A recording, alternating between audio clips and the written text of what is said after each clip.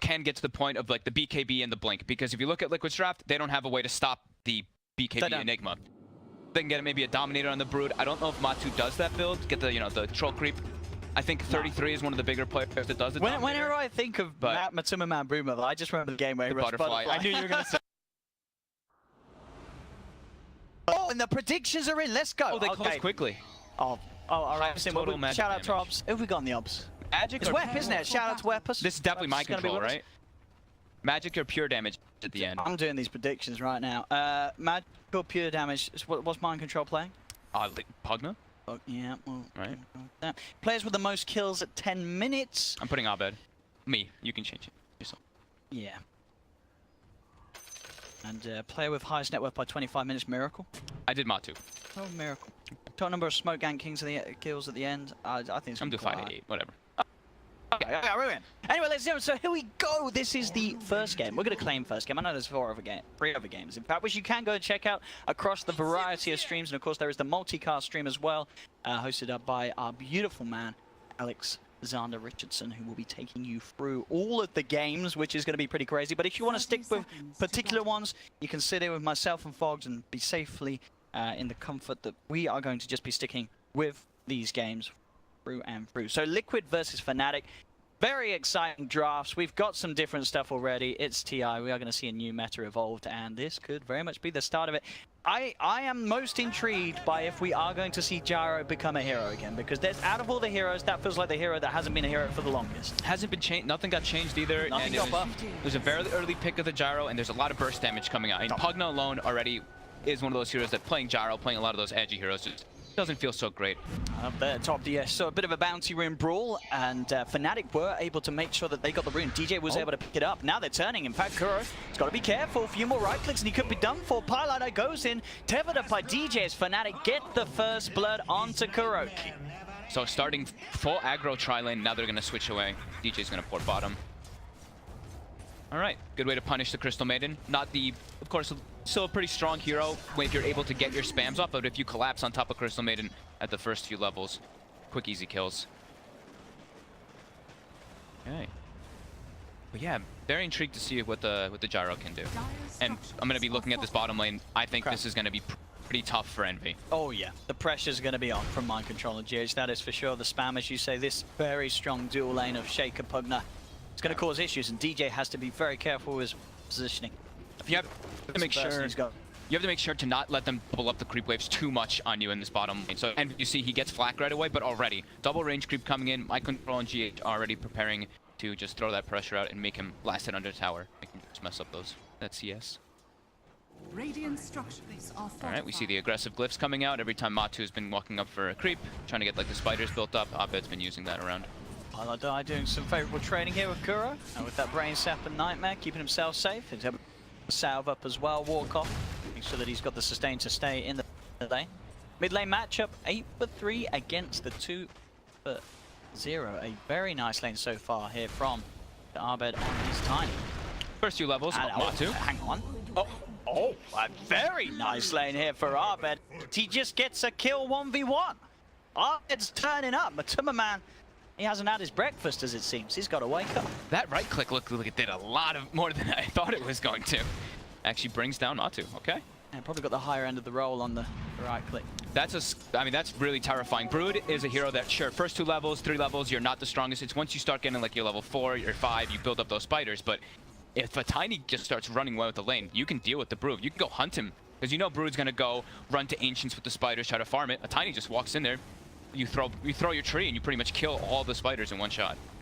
Well, as we can see as well, ladies and gents, some new and exciting additions to the stream, as you may have already noticed at the top. We are going to be able to have that live experience difference indicator.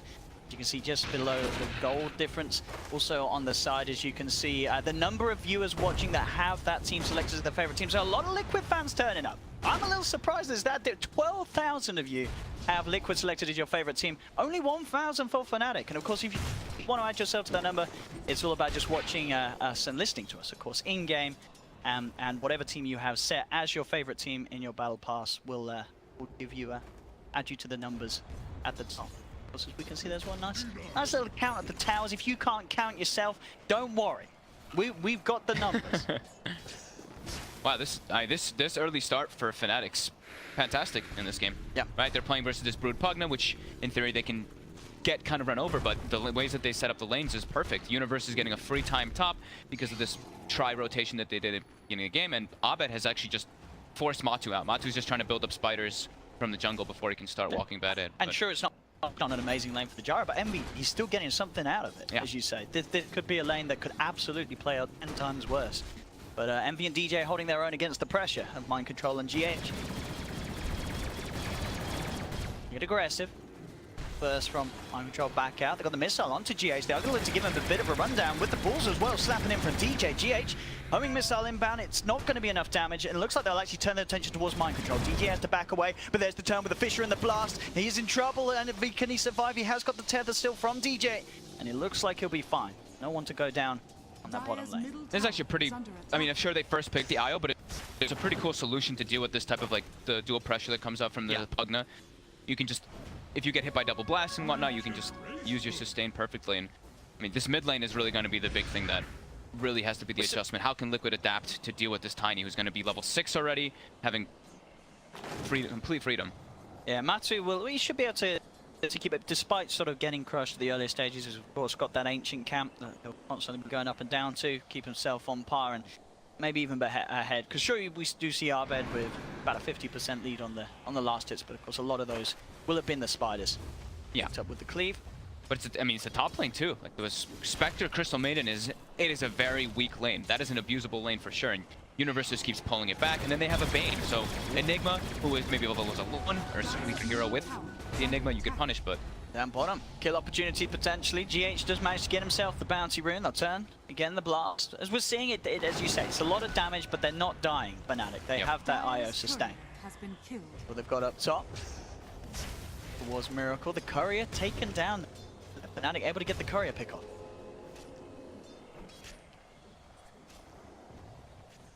Did it die to just a tree?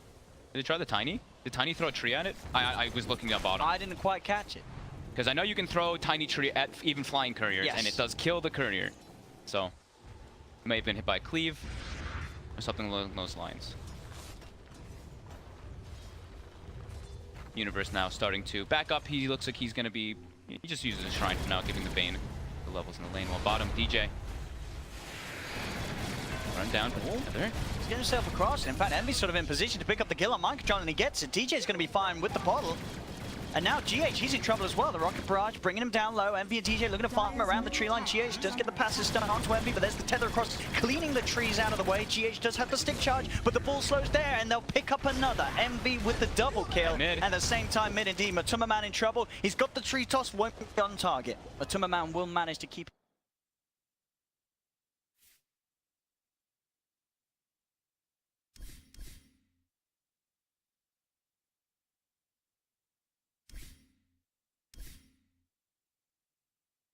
Can he pick up a second? No, DJ with the...